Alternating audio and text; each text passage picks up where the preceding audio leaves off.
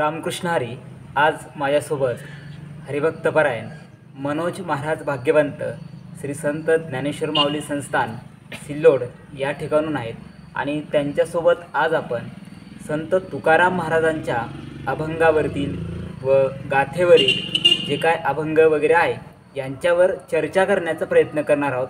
तर त्यांच्याकडनं आपण सुरुवातीला त्यांच्याकडची काही माहिती आहे ती आपण जाणून घेण्याचा प्रयत्न करूया. तर माझ्यासोबत आहेत मनोज महाराज भाग्यवंत. महाराज रामकृष्ण हरी. रामकृष्ण हरी. महाराज नेमकं मला सुरुवातीपासून सांगा की तुम्ही वारकरी संप्रदायामध्ये कधीपासून आलात आणि वारकरी संप्रदायाची कशा पद्धतीनं तुम्ही आत्तापर्यंत सेवा करत आहात. वारकरी संप्रदायासोबत मी जो माझं जीवन जगत आहे ते जीवन जगण्याचा मुळातच मला वारसा माझ्या घरातून मिळाला. माझे आई आणि वडील यांच्या जीवनात भक्ती परंपरा होती आणि तुकोबारायांच्या शब्दात सांगायचं म्हटलं तर माझ्या वडिलांची मीरा शिगा देवा म्हणजे या न्यायाने एका प्रकारे आमची वतनदारी म्हणा त्या पद्धतीनं माझ्याकडे हा वारसा आलेला आहे. आणि त्यानंतर ज्यावेळेस मला कळायला लागलं तर त्यावेळेस माझ्या जीवनात एक सद्गुरूंच्या स्वरूपामध्ये हरिभक्तपरायण वैकुंठवासी एकनाथ महाराज टेरकर कुलंबरीकर यांच्या सहवासातून मला संप्रदायाची आणखी ओळख झाली. त्यांच्या हस्ते मला गळ्यामध्ये माळ घालायला मिळाली व रामकृष्ण हरी हा मंत्र त्यांनीच मला दिला. त्यानंतर संप्रदायाचा प्रवास करत असताना पुढं संप्रदायामध्ये कीर्तन कथा संप्रदायाची नेमकी वाटचाल कशी करावी, संप्रदायामध्ये आपण कोणत्या पद्धतीनं जीवन जगावं व खऱ्या अर्थानं ज्ञानोबाराय तुकोबारायांना जो खरा संप्रदाय आहे त्या संप्रदायाची शिकवण काय आहे, त्याचा हेतू काय आहे, हे सर्व मला मोलाचं मार्गदर्शन जर पुढं मिळालं असेल तर आपण ज्या ठिकाणी आज बसलेलो आहोत ते संत ज्ञानेश्वर महाराज मंदिर सिल्लोड या मंदिराचे संस्थापक अध्यक्ष वैकुंठवासी हरिभक्तपरायण कापरसिंग दादा महाराज यांच्याकडून मला सर्व संप्रदायाची शिकवण मिळाली व एक वेगळी दिशा माझ्या जीवनाला देखील प्राप्त झाली. संत तुकाराम महाराजांच्या अभंगावर आणि गाथेवर आपण चर्चा करणार आहोत किंवा त्यांचा जीवनक्रम आणि त्यांनी समाजाला दिलेल्या ज्या काही शिकवणी आहेत त्या जाणून घेण्याचा आपण आजच्या या मुलाखतीतून प्रयत्न करणार आहोत. तर मला सुरुवातीला सांगा, संत तुकाराम महाराजांचा जन्म कसा झाला, कधी झाला आणि ते जन्म झाल्यानंतर काय अवस्थेत होते, नेमकं त्यांना वारकरी संप्रदायाचा विचार कधीपासून आला याबाबत तुम्हाला काय सांगता येईल? तुकोबारायांच्या बाबतीत जर आपण विचार केला तर तुकोबारायांचा जो जन्म आहे तो इसवी सन 21 जानेवारी 1608 या वर्षी झालेला आहे व बोलोबा महाराज व कनकाई यांच्या उदरी तुकोबारायांचा जन्म झाला. आणि तुकोबारायांच्या जन्माची एक सुंदर अशी कथा येते. तुकोबारायांच्या वाडवडिलांचा जर विचार केला तर 8 वर्षांची अविरत वारी तुकोबारायांच्या घराण्यामध्ये होती, परंपरा होती. विश्वंभर बाबापासून तर बोलोबापर्यंत 8 पिढ्या. आणि या 8 पिढ्यांचं वैशिष्ट्य असं होतं की तुकोबारायांच्या मागचे जे 7 पिढ्या आहे आणि तुकोबाराय 8वी, तर या 7 पिढ्यांपर्यंत असा एक इतिहास आहे की तुकोबारायांच्या घराण्यामध्ये कुणीही देवाकडे कधी काही मागितलं नाही. एक वेळचा प्रसंग असा आहे की कनकाई आईसाहेब आणि बोलोबा महाराज हे ज्यावेळेस पंढरीच्या वारीला गेले आणि पंढरीच्या वारीला गेल्यानंतर सुंदर अशी कथा येते की भगवंतानं त्यांच्याकडे मागावं की तुम्ही काहीतरी मागा. तर बोलोबा काहीच बोलले नाही. पण बोलोबा पुढे गेल्यानंतर कनकाईनं सांगितलं, देवा माझ्या घरामध्ये तू असा एक मुलगा जन्माला घाल की त्याने तुमची पंढरीची वारी करावी व आमच्या घराण्यामध्ये भक्ती परंपरा कायम राहावी. अशा या भगवंताच्या कृपा आशीर्वादानेच तुकोबारायांचा जन्म झाला. दुसरा भाग, संत तुकाराम महाराजांचा जन्म झाल्यानंतर आता तुम्ही जसं सांगितलं की त्यांच्या कुटुंबात सुरुवातीपासून वारकरी परंपरा होती. मग संत तुकाराम महाराजांनी पुढं आल्यानंतर कोणत्या देवाची उपासना करायला सुरुवात केली आणि तिथनं आज जर आपण बघितलं तर सगळीकडं तुकाराम महाराजांचा गाथा वाचला जातो, अभंग वाचल्या जातात.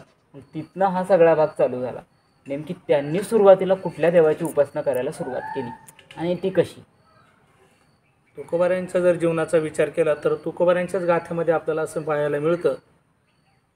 तुकोबारायांचं जे बालपण आहे ते साधारण साध्या लेकरांसारखं गेलं.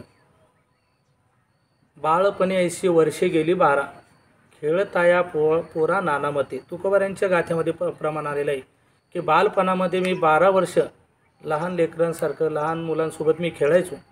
पण तिथून गेल्यानंतर पुढं तुकोबारायांच्या मनामध्ये भक्तीची एक ओढ लागली आणि ती ओढ म्हणजे पंढरीच्या पांडुरंग परमात्म्याची त्यांच्या घरात वारी होती आणि त्या पंढरीच्या पांडुरंगाशी ते एकनिष्ठ झाले आणि त्यांना कधीतरी वाटायचं की आज आमच्या घराण्यामध्ये ज्या पंढरपूरच्या पांडुरंगाची उपासना होती कधीतरी त्या देवाची मला भेट व्हावी.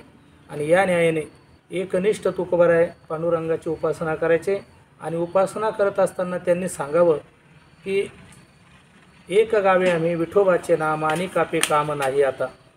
तुकोबाराय फक्त आणि फक्त इतर देवांचं कधी त्यांनी उपासना सोडली नाही किंवा त्यांची अवहेलना केली नाही, पण एकनिष्ठ भक्ती जर म्हटली तर तुकोबारायांच्या जीवनामध्ये पांडुरंग परमात्म्याविषयी होती.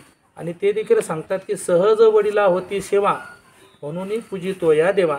म्हणजे माझ्या घराण्यामध्ये माझे वडील देखील त्याच पांडुरंगाचं भजन करत होते, त्यांची उपासना होती. किंवा आणखी एक अभंग आहे, पंढरीची वारी आहे माझे घरी अनेकन करी तीर्थव्रत व्रत एकादशी करीन उपवासी गायीन अहर्निशी मुखी नाम. म्हणजे या अभंगामध्ये तुकोबारायांनी आपल्या उपास्य देवतेचं वर्णन तर केलेलं आहे आणि उपासना करत असताना उपासनेचा प्रकार सांगितला की वारी या उपासनेतून मी भगवंताची भक्ती करतो आणि त्याचबरोबर आपण जी उपासना ज्या भगवंताची करतो तर तो पंढरीचा पांडुरंग त्याची उपासना करत असताना मी व्रत कोणतं करतो तर एकादशी हे व्रत तुकोबारायांच्या जीवनात होतं. हे तुकोबाराय त्यांच्या मुखातून आपल्याला सांगतात. दुसरा भाग असा की संत तुकाराम महाराजांचे खूप सारे अभंग आहेत. मग या अभंगांचा आणि इतर संतांचे खूप सारे अभंग आहेतच, पण संत तुकाराम महाराजांकडे जेव्हा बघितलं जातं वैराग्याचं मूर्तिमंत उदाहरण म्हणून तुकाराम महाराजांकडे बघितलं जातं. मग या उद्देशानं त्यांच्या अभंगांकडे जर आपण बघायचा विचार केला तर मग ते कसं नेमकं बघता येईल आपल्याला. तुकोबारायांचे जे अभंग आहे त्या अभंगाचा जर आपण विचार केला तर तुकोबारायांचे जे जीवन आहे भक्ती वैराग्य ज्ञान आगळा नाही ऐसा डोळा देखीला. तुकोबारायांचं एकूण जर जीवन बघितलं तर भक्तीच्या बाबतीत वेगळेच, ज्ञानाच्या बाबतीतही वेगळे आणि वैराग्याच्या बाबतीत तर अतिशय प्रखरता तुकोबारायांच्या जीवनात येते की भक्तीचे ते कळस आहे. भक्तीच्या बाबतीत जर विचार केला तर पितू भक्तीचा डांगोरा कळी काळाशी दरारा तुका म्हणे करा जय जयकार आनंदे. मूर्तिमंत भक्तीचं स्वरूप म्हणजे तुकोबारायांचं जीवन आणि तुकोबारायांची भाषा. बोलत असताना तुकोबाराय सांगतात वाचा बोलू वेद नीती. म्हणजे बोलण्यातूनही तुकोबारायांच्या वेद निघायचे. नवे नवे बोलावा विठ्ठल पहावा विठ्ठल ही भूमिका तुकोबारायांची होती. आणि वैराग्याचा जर विचार केला तर स्वराज्याचे संस्थापक आपले छत्रपती शिवाजी महाराज हे ज्यावेळेस त्यांच्याकडे नजराना घेऊन गेले तर त्यांनी सांगितलं महाराज काय दिलं आम्हाला, हे काय दिला ठेवा, आम्हाला विठ्ठलची व्हावा, आम्हाला तुमचे सोने रुपये आम्हा मृत्यू के समान. हे त्यांचं वैराग्य होतं. आणि ज्ञानाच्या बाबतीत जर विचार केला तर ज्ञानही अतिशय महान होतं की ज्ञान म्हणजे असं की तुकोबारायांचे जे अभंग आहे तर एका एका अक्षरात आहे माझा रमाकांत असं तुकोबारायांचे हे वाङ्मय म्हणजे अभंगगाथा आहे. आणि समाजामध्ये आज प्रत्येकाला हवीशी आणि एक आगळा वेगळा एक आधार असणारी तुकोबारायांचा अभंगगाथा आहे. एक छोटासा असा अनगडशा फकीर यांच्या मुखातून निघालेले शब्द आहे, तुका तुका तुकाराम से दो नाम एक अंग है उनका सेतू भंग गया इनका सेतू अभंग आहे. जसं रामप्रभू हे भगवंत आहे पण रामाने जो सेतू तयार केला होता तर तो भंग पावला, परंतु तुकोबारायांचा अभंग गाथारूपी जो सेतू आहे तो आज तागायत आपल्या सर्वसामान्य जगाला किंवा जगाचा एक आधार बनलेला आहे. संत तुकाराम महाराजांच्या अभंगापैकी एक अभंग असा आहे की तुकाराम तुकाराम नाम घेता कापे येणे. याबाबत तुम्ही काय सांगाल. तुकोबारायांच्या नावाची ही शक्ती आहे. आता तुकोबारायांची शक्ती तर वेगळीच, पण तुकोबारायांचं पारमार्थिक जीवन असं घडलं होतं की तुकोबारायांचं नुसतं नाव जरी घेतलं तर त्या ठिकाणी काळाला देखील धाक पाडायचा. का धाक पाडायचा? तर तुकोबारायांचं वाङ्मय आपण ज्यावेळेस वाचतो, म्हणजे गाथ्याचं आपण ज्यावेळेस चिंतन करतो, पारायण करतो, तर त्या गाथ्यामध्ये अनेक असे अभंग येतात की जगा काळ खाय आम्ही माथा दिला पाय. म्हणजे तुकोबारायांचं जे जीवन होतं, तर तुकोबारायांचं जीवन म्हणजे नामस्मरण. मी आत्ताच तुम्हाला सांगितलं की बोलण्याची नाही, आता एका विठ्ठलेविन काही. तुकोबारायांचं जे बोलणं होतं ना, ते फक्त विठ्ठल विठ्ठल विठ्ठल होतं. आणि अनेक संतांनी देखील सांगून ठेवलेलं आहे की जिथं भगवंताचं नाम आहे, नामदेवराय देखील सांगतात, नका जाऊ तया गावा नामधारकाच्या शिवा सुदर्शन यावा घरटी फिरे भोवती. म्हणजे जिथं भगवंताचं नाम आहे तर त्या ठिकाणी काळ राहत नाही.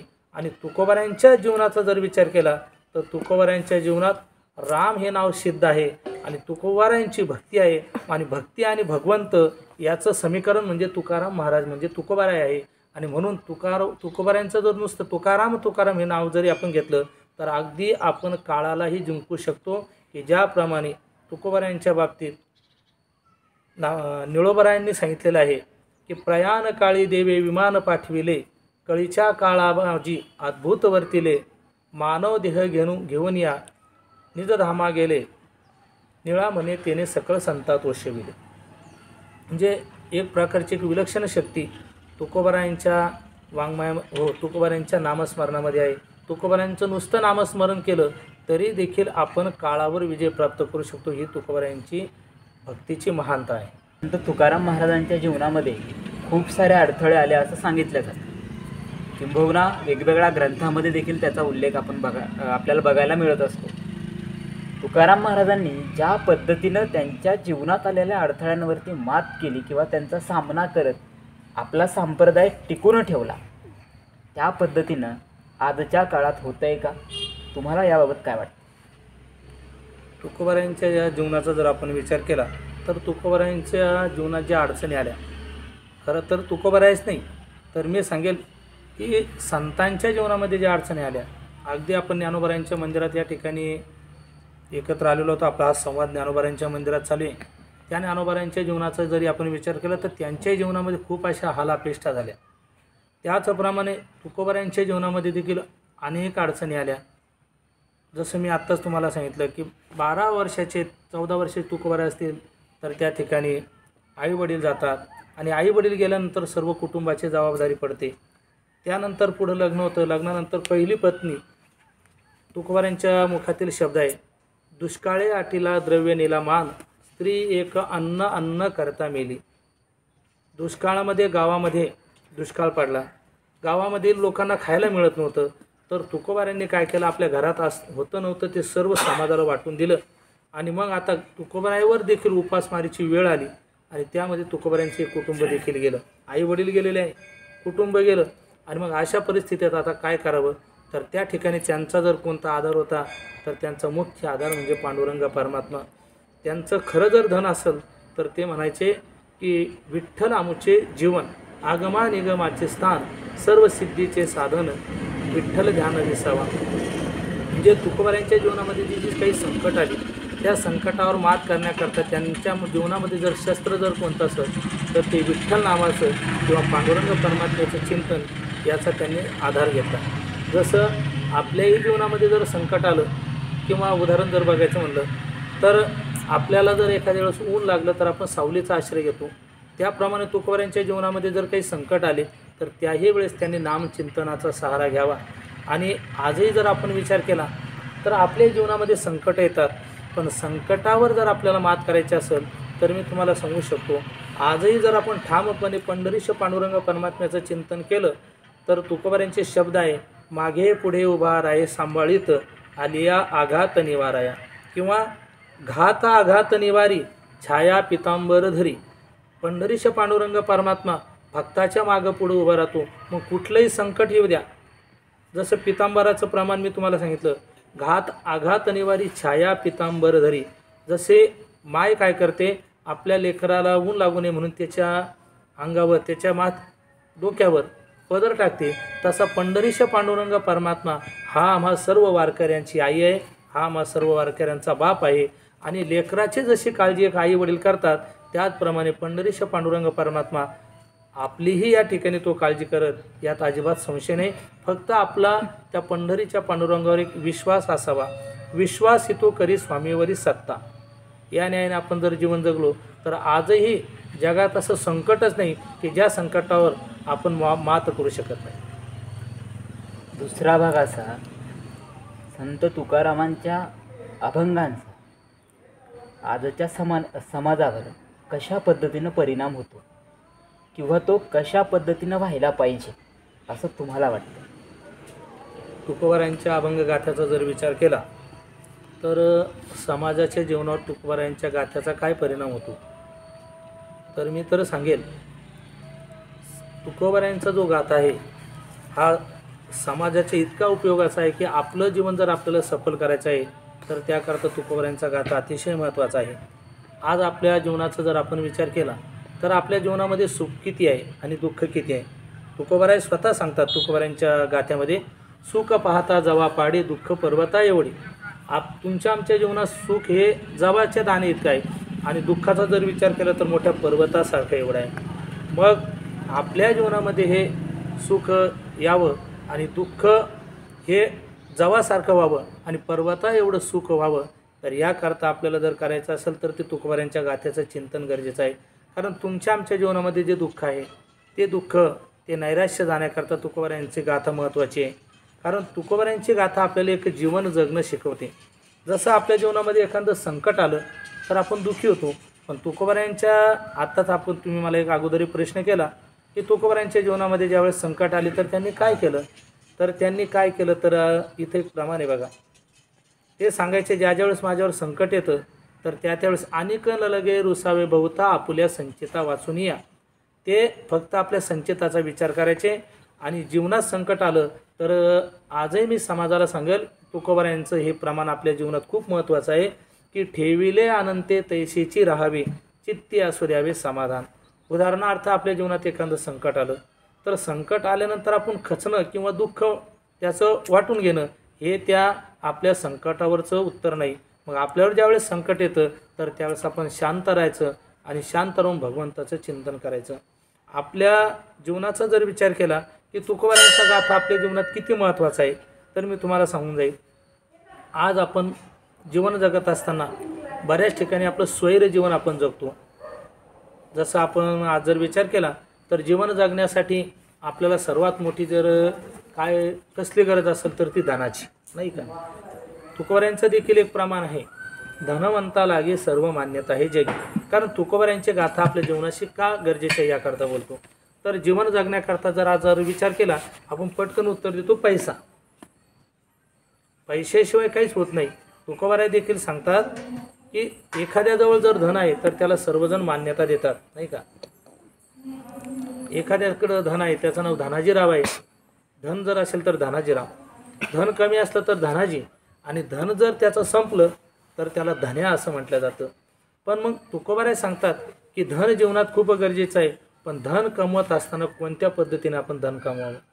आज आपण जीवन जगत असताना प्रपंचासाठी धनाची अत्यंत आवश्यकता आहे, पण ते धन कसं कमवावं तर याचं उत्तर देखील तुकोबारायांची गाथा आम्हाला सांगते. कीर्तनामध्ये संत तुकाराम महाराजांचे असेल, इतर संतांचे असेल, अभंग घेऊन कीर्तन केलं जातं. परंतु काही वेळा असं होतं की कीर्तनकार कीर्तनामध्ये अभंग सांगत असताना बऱ्याचदा अभंग बाजूला राहतो आणि मग सांगणं काहीतरी वेगळं चालत असतं. पण ते संत साहित्यातूनच कीर्तनकारांनी कीर्तनाचं महत्त्व पटवून समाजाला उपदेशित केलं पाहिजे.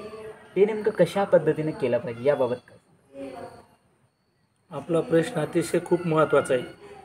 आतापर्यंत जे प्रश्न झाले यामध्ये अतिशय महत्त्वाची आणि आजची काळाची गरज आहे. कारण जर विचार केला तर मुळात कीर्तन म्हणजे काय, तर कीर्तन ही देवाची पूजा आहे आणि कीर्तन ही देवाची भक्ती आहे. नवविध प्रकारची जी भक्ती सांगितलेली आहे, तर श्रवण, कीर्तन, स्मरण, पाद सेवनम, अर्चनम, दास्य, साख्य आणि आत्मनिवेदन, हे जे 9 प्रकार भक्तीचे सांगितले तर या 9 प्रकारच्या भक्तीमध्ये दुसऱ्या क्रमांकावर कीर्तन भक्ती सांगितली. आणि कीर्तन भक्ती आहे. आणि त्याचबरोबर मी तुम्हाला सांगून जाईल, तुकोबारायांना विचारूया की तुकोबाराय कीर्तन म्हणजे काय. आपण म्हणतो चला कीर्तनाला, पण नेमके कीर्तन म्हणजे काय. तर कीर्तनाच्या काही व्याख्या आपण एकदा अगोदर बघूया. पहिला मुद्दा मी सांगितलं, कीर्तन एक भक्ती आहे.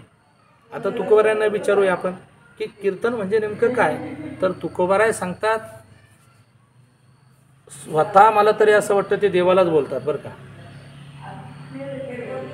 संतांमध्ये अशी शक्ती आहे की ते देवासोबत बोलतात. ऐका, देवाला तुकोबारायांनी कधीतरी बोलावं, कधीतरी देव तुकोबारायासोबत बोलायचे. आणि असाच कधीतरी प्रसंग आला असेल आणि तुकोबारायांनी देवासमोर उभं राहावं आणि सांगावं, अरे देवा, अरे मी तुझं कीर्तन करतो, म्हणजे माहिती आहे का तुला काय आहे. भगवंत देखील हसत असतील आणि त्यावेळेस तुकोबाराय त्यांच्यासमोर उभे राहतात. जसं एखादं लेकरू आपल्या बापासमोर बोलतं, त्याचप्रमाणे तुकोबाराय देखील देवाला सांगतात, ए देवा, अरे काय पाहतो, माहिती आहे का तुला मी कीर्तन करतो. पण कीर्तन म्हणजे काय. ऐक देवा, नवल ऐके राजा, कीर्तन हे महापूजा. देवा ऐक, कीर्तन हे काय आहे. तर हे कीर्तन ही तुझी पूजा आहे. आपण देवाची पूजा करत असताना काहीतरी फुलं, तांदूळ, अक्षदा वगैरे वाहतो. पण तुकोबाराय सांगतात की मी जी पूजा करतो ती कोणती आहे. तुका म्हणे मज अवघे तुझे नाम, धूप दीप राम कृष्णारी. म्हणजे भगवंताचं चिंतन करणं हीच माझी पूजा आहे आणि हेच माझं कीर्तन आहे. आणि कीर्तनाचा जर विचार केला तर थोडं ज्ञानोबारायांचा आपण विचार जर केला तर ज्ञानोबाराय सांगतात की कीर्तनाचे नि नटनाचे, नाशिलेनी व्यवसाय प्रायचित्ताचे, जेथ नामच नाही पापाचे ऐसे केले होय. म्हणजे थोडक्यात पहिला मुद्दा माझा हा आहे की कीर्तन हे मनोरंजन नाही. कारण बऱ्याच वेळेस तुम्ही जो प्रश्न केला की कीर्तनाला अभंग घेतला जातो, पण कीर्तनाला अभंग घेतल्यानंतर कीर्तनामध्ये जो बोध व्हायचा तो होत नाही आणि मग समाजाचं कुठंतरी मनोरंजन केलं जातं, बरोबर. पण मग तुकोबारायांना विचारा की तुकोबारायांची जी गाथा तयार झाली, तर ही गाथा तयार करत असताना तुकोबारायांचा सुंदर अभंग आहे. हितावरी यावे कोणी बोलिलो या भावे, नोहे विनोद उच्च उत्तर केले रंजावयाच्या. तुकोबारायांचे अभंग आम्ही गातो कीर्तनाला, पण खरंच तुकोबारायांना जे अभिप्रेत त्याची जी काही मनामध्ये धारणा आहे ती आमच्या मनात त्यानुसार आम्ही समाजाला सांगतो का. कारण कीर्तनाला जरी अभंग घेतला जातो तुकोबारायांचा, पण त्या अभंगावर भाष्य केलं जात नाही, तो अभंगावर निरूपण केलं जात नाही. काहीतरी लोक म्हणतात नाही समाज हसला पाहिजे. कीर्तन हे हसण्यासाठी नाही, तर कीर्तन हे जीवनाचं परिवर्तन, याचं नाव खरं कीर्तन आहे. आपण जर एकमेकाला बोलत असताना आपल्या जीवनात जर कधी बदल होत असेल तर मी म्हणेल हे देखील कीर्तनच आहे. भक्ती भक्ती भक्ती म्हणजे काय. भक्ती म्हणजे कीर्तन. भक्ती म्हणजे काय. परमार्थ. परमार्थ म्हणजे काय. परम इतिहार्थ, दुसऱ्याचं हित ज्याला साधता येईल त्याचं नाव परमार्थ आहे. आणि तेच कीर्तनातून घडावं. आणि तेच तुकोबाराय सांगतात, हितावर यावे. कोणीतरी हितावर येणं म्हणजे त्याला आपलं वाईट काय आहे आणि चांगलं काय आहे, चांगलं कळणं म्हणजे हित होणं, बरं होणं, कल्याण होणं. मग हे हित कळण्याकरता मी गाथा निर्माण केली. पण दुर्दैव आहे की आज मी बोलत असतो कीर्तनात की आपल्याच समाजाचे पाईक होणाऱ्यांनी आज संप्रदायाला खूप मोठी क्षिती दिलेली आहे. कारण कीर्तन हे मनोरंजनाचं माईला मुद्दा तर साधन नाही. कीर्तन हे जीवनाचं परिवर्तन होण्याची, कीर्तन म्हणजे भक्ती आहे आणि भक्तीतून आपल्याला भगवंताची प्राप्ती करायची आहे. परंतु आज कीर्तन त्या पद्धतीनं होत नाही. मग तुम्ही मला विचारलं की कीर्तन कशा पद्धतीने करायचं आहे. तर कीर्तन करत असताना आजही आपण जर एखाद्या वेळेस ज्ञानोबारायांचं चांगलं चरित्र सांगितलं, आपण जर तुकोबारायांच्या जीवनातील एखादा भाग सांगितला आणि तुकोबारायांचे अभंग घेऊन, तुकोबारायांचं वाङ्मय आहे, ज्ञानोबारायांची ज्ञानेश्वरी आहे, नाथ महाराजांचं भागवत आहे, गाथा आहे, अनेक संतांचं मोठमोठं वाङ्मय आहे.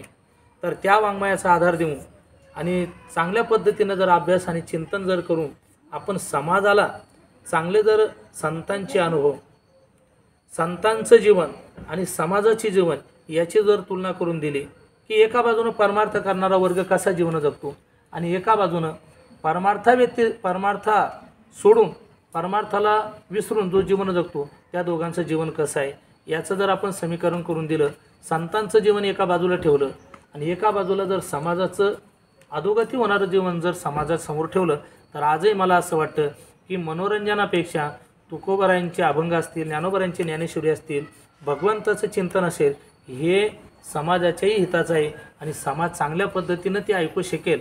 आणि परत मी सांगून जाईल, समाजाला काय आवडेल यापेक्षा समाजाच्या हिताचं काय हे महत्त्वाचं आहे. कारण मला असं वाटतं जगाच्या पाठीवर अनेक पंथ आहे, पण आज खऱ्या अर्थानं जर विचार केला तर संप्रदायावर एक समाजाची विशिष्ट धारणा आहे. म्हणून मी इथून सांगू इच्छितो की प्रत्येक कीर्तनकार असेल त्याला माझी विनंती आहे, विशेष करून संप्रदायाची जी सेवा करणारी मंडळी आहे त्यांना माझी विनंती आहे की नाथ महाराजांचं एक प्रमाण आहे, भक्ती वैराग्य माफ करा, जेणेकरून मूर्छित असावी अंतरी श्रीहरीची, ऐशी कीर्तन मर्यादा आहे संतांच्या घरची. आपल्या अंतरामध्ये भगवंताला आपण स्थान द्यायचं आहे, भगवंताला आपल्या अंतरात आपण प्रगट करायचं आहे, त्याला जागृत करायचं आहे. आणि मग समाजाला जर आपण उपदेश केला तर निश्चित समाजालाही आपलं कीर्तन आवडेल आणि पंढरीश पांडुरंग परमात्मा यांना देखील कीर्तन आवडेल. दुसरा भाग असा होता. आता आपण शेवटाकडे जाऊ. आता आजच्या या मुलाखतीतनं आपल्या तालुक्यातीलच नव्हे, जिल्ह्यातील राज्यातील वारकऱ्यांना संत तुकाराम महाराजांच्या भाषेमध्ये जर वारकरी संदेश द्यायचा ठरला तर तो तुम्ही कशा पद्धतीचा द्या? तुकोबारायांचा जो आपल्याला समाजाला एक निरोप द्यायचा आहे, म्हणजे संदेश सांगायचा आहे, तर तुकोबाराय विशेष करून सांगतात की विष्णुमय जग वैष्णवांचा धर्म, भेदाभेद भ्रम अमंगळ.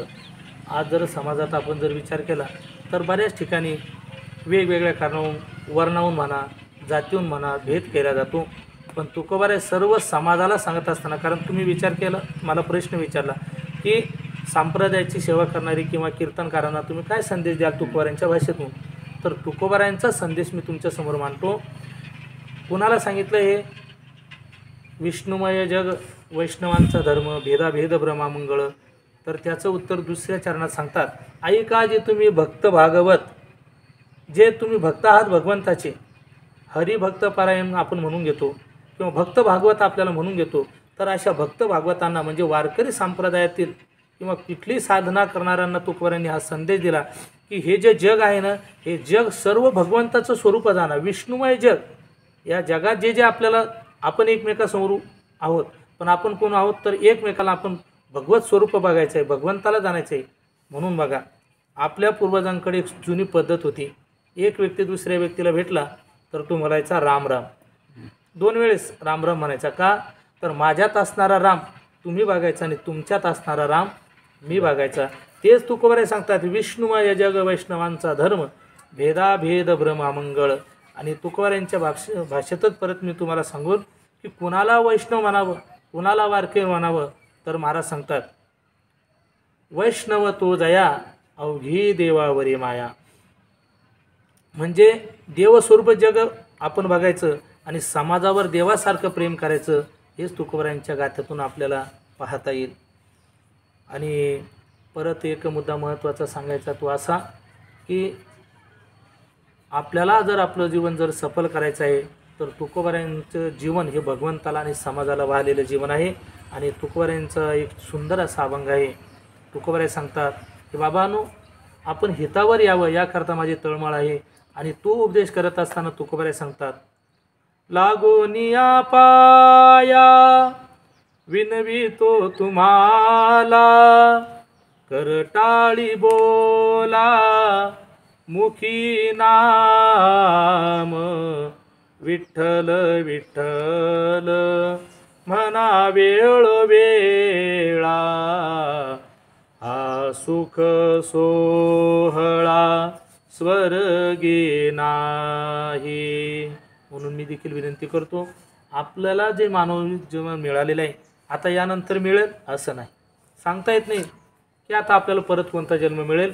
म्हणून आपलं जीवन सफल होण्याकरता तुकोबारायांचा उपदेश समाजासमोर ठेवतो की लागून या पाया विनवितो तुम्हाला, कर टाळी बोला मुखी नाम, हातानं टाळी वाजवा, मुखानं देवाचं भजन करा आणि विठ्ठल विठ्ठल जप करा. कशा करता, तर तुम्हाला जर सुख हवं असेल तर महाराज सांगतात, विठ्ठल विठ्ठल म्हणा वेळोवेळा, हा सुख सोहळा स्वर्गी नाही. म्हणजे स्वर्गातही जे सुख नाही ते सुख आपल्याला जर प्राप्त करायचं आहे तर त्याकरता विठ्ठल विठ्ठल म्हणा वेळोवेळा, असं तू कोराय सांगतो. आपल्या तालुक्यामध्ये पौर्णिमा उत्सव चालू केले. मला असं वाटतं बऱ्याच काळापासून हा उत्सव चालू केलेला असावा. याबाबत बरीचशी माहिती तुम्हाला असेल. नेमका हा पौर्णिमा उत्सव काय आहे, या मागची पार्श्वभूमी काय, आणि हा नेमकी कोणी कधीपासून चालू केला, याबाबत तुम्ही काय सांगा. रामकृष्णारी. आपल्या सिल्लोड शहरामध्ये अर्थात सिल्लोड तालुक्यामध्ये आपण जो फिरती पौर्णिमा उत्सव चालू केलेला आहे, याची सुरुवातीची जी संकल्पना आहे तर ते परमस्नेही परमादरणीय आपल्या सिल्लोड तालुक्याचं एक वैभव आणि परमार्थप्रेमी हरिभक्त परायण माणिक महाराज शेळके कासोदकर यांच्या मनामध्ये ही पहिली संकल्पना आली. एक वेळेस सहज माझ्यासोबत त्यांनी चर्चा केली की वैकुंठवासी आपले कापरसिंग दादा त्यांची देखील एक इच्छा होती की कुठंतरी सर्व संप्रदायातील मंडळी एकत्र यावी, एकमेकांचे काही जे विचार आहे तर ते विचार एकमेकांना आपल्याला देता येईल त्याकरता, आणि सर्वांच्या एक कुठंतरी भेटी होतील त्याकरता आपण कुठला तरी एखादा उपक्रम चालू करावा. आणि मग परमस्नेही परमादरणीय माणिक बाबा शेळके कासोदकर यांनी माझ्यासोबत ते मत मांडलं. आणि मागील वर्षी जवळपास 1.25 वर्ष झालं मुरुडेश्वर येथे श्री क्षेत्र मुरुडेश्वर, तर त्या मुरुडेश्वर ठिकाणी पहिली पौर्णिमेचा आपला संकल्प त्या ठिकाणी सुरुवात झाला. आमठाण्याचे विठ्ठल महाराज त्यांनी त्या ठिकाणी पहिले कीर्तन केलं आणि तिथून सुरुवात झाली. त्यानंतर मग अनेक गावागावामध्ये आपण ही कीर्तनं केली. आणि हा जो पौर्णिमा उत्सव आपण साजरा केला चालू केला, याचा मुख्य हेतू हाच की कुठंतरी सर्व वारकऱ्यांनी एकत्र यावे. आणि एकत्र येऊन काय होईल की एकमेकांना आपण त्या ठिकाणी एकमेकांना भेटू शकतो. भेटल्यानंतर एक जो आनंद आहे भेटीचा, किती आनंद आहे तर तुकोबाराय देखील सांगतात, वैष्णवा संगती सुख वाटे जीवा, वैष्णवा संगती सुख वाटे जीवा, आणि कमी देवा काही नेने. जसं तुकोबाराय सांगतात की आपल्याला जर खरं सुख प्राप्त करायचं आहे तर वैष्णवा संगती सुख वाटे जीवा. आपणही मागे एका पौर्णिमेला उपस्थित होतात तर तुम्हाला देखील तो अनुभव आला असेल. ज्यावेळेस वारकरी सर्व त्या एका गावात येतात आणि कीर्तन होतं तर त्या कीर्तनामध्ये आपल्याला असं वाटत नाही की आपण कुठल्या तरी एका गावात आहोत. असं वाटलं कुठंतरी आपण आळंदी, पंढरी, देहू म्हणा अशा कुठल्या तरी एखाद्या ठिकाणी आहे. आणि एक वेगळा आनंद आपल्याला मिळतो आणि सर्व वारकऱ्यांची भेटी होतात. आणि त्या भेटीच्या माध्यमासाठी आपण हे माध्यम निवडलं की चला या पौर्णिमेच्या निमित्तानं आपण सर्व एकत्र येतो. आणि एकत्र आल्यानंतर एखाद्याच्या जीवनात काही अडचणी असतील, संप्रदायाची किंवा धर्माची काही जर अडचण असेल तर त्यावर देवाणघेवाण केल्या जाईल आणि त्यातून आपलं एकमेकांच्या परत भेटी होतील. आणि भेटी होऊन काही गावामध्ये जर कुठं परमार्थाविषयी जर काही कमी असेल, काही सप्ताह वगैरे नियोजन नसेल तर त्या ठिकाणी तेही आपल्याला करता येईल. आणि सर्वात महत्त्वाचा मुद्दा म्हणजे एक आगळा वेगळा आनंद जो तुम्ही घेतला लोणवाडीला, नाही का. मधुकर महाराज पारनेरकर यांचे कीर्तन झालं, ते देखील बोलले की मला असं वाटतं की हा आनंद मी आळंदीत घेतो आहे. आणि आमच्याही मनाला तेच वाटतं ज्यावेळेस पौर्णिमेचं कीर्तन होतं असं वाटतं कुठंतरी पंढरीची वारी चालू आहे आणि त्या ठिकाणी तो एक खूप असा आनंद येतो. एकूण जर विचार केला तर एकमेकांच्या भेटीसाठी हा प्रयत्न आहे, ज्यामध्ये अनेक आपल्या तालुक्यातले सर्वच महाराज आहे. मी अमुक महाराजांचं नाव घेणार नाही, पण याला मुख्य चालना माणिक महाराजांनी दिली आणि त्यातून हा कार्यक्रम चालू आहे.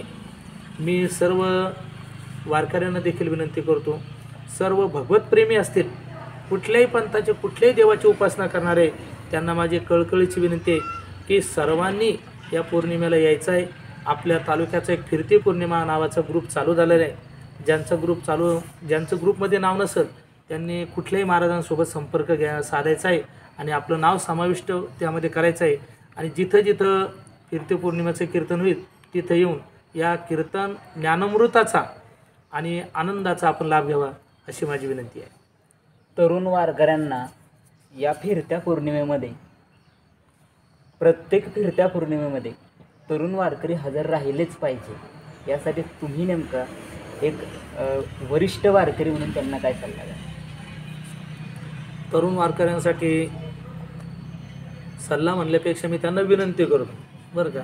माझी त्यांना विनंती आहे की या फिरती पौर्णिमाला त्यांनी आलंच पाहिजेत. का तर तिथं आल्यानंतर एका प्रकारचे एक धैर्य सर्व महाराज मंडळी आहे आणि त्या महाराज मंडळीमध्ये मला चाल गायची आहे.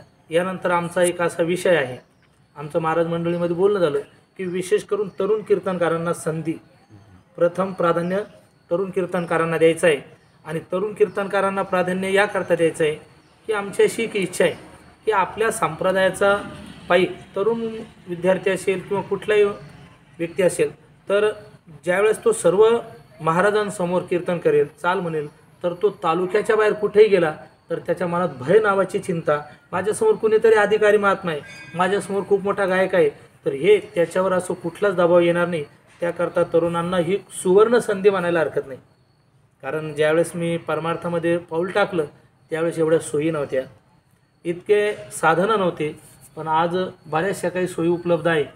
आमच्या काळात आम्हाला आठवतं मोजके महाराज लोक होते, आपले कापरसिंग दादा असतील, काकडे महाराज असतील, मोड्याचे वामन नाना असतील, रामगुरुजी असतील, माझ्या कळण्यातले महाराज बरं का, आणखी काही महाराज असतील. पण त्यावेळेस महाराजांची संख्या देखील कमी होती. आज भरपूर महाराज आहे आणि भागवत, रामायण, कोणी गायक, सर्व एका विषयामध्ये एक महात्मा पारंगत आहे. आणि त्या पौर्णिमेच्या निमित्ताने ते सर्व तिथं येतात. आणि मग तिथं आल्यानंतर तरुणांना देखील ज्यावेळेस कीर्तनाची त्या ठिकाणी संधी मिळेल तर त्यांच्या मनामध्ये एक कीर्तन ज्यावेळेस ते करतील तर त्यांचा एक आत्मविश्वास वाढेल. चला, अरे मी फिरती पौर्णिमेमध्ये कीर्तन केलं, सर्व महाराज आमच्या तालुक्यातले होते, सर्व गायक होते, त्यामध्ये जर मी कीर्तन करू शकतो तर मी आता तालुक्यात नाही तर मी महाराष्ट्राच्या बाहेर देखील कीर्तन करू शकतो. हे आत्मविश्वास प्राप्त करण्याचं साधन जर असेल तर ते म्हणजे फिरती पौर्णिमा आहे. म्हणून माझी विनंती आहे की तरुण मंडळीला हात जोडून विनंती आहे की फिरती पौर्णिमाला सर्वांनी आलं पाहिजे. माझ्यासोबत आज हरिभक्तपरायण मनोज महाराज भाग्यवंत श्री संत ज्ञानेश्वर माऊली संस्थान सिल्लोड या ठिकाणून होते. संत तुकाराम महाराजांच्या जीवनकार्यावरती काही प्रकाश टाकण्याचं काम आम्ही या मुलाखतीतनं केलं. तथा तालुक्यामध्ये फिरती पौर्णिमा हा उत्सव मागील काही वर्षापासून चालू केलेला आहे. त्याबाबत देखील महाराजांनी या मुलाखतीतून वारकऱ्यांना तथा संप्रदायाची आवड असणाऱ्यांना आव्हान केले की प्रत्येकाने त्या पौर्णिमेमध्ये सहभागी व्हावं. आणि यात आम्ही ही मुलाखत संबोधतो. रामकृष्ण. रामकृष्ण.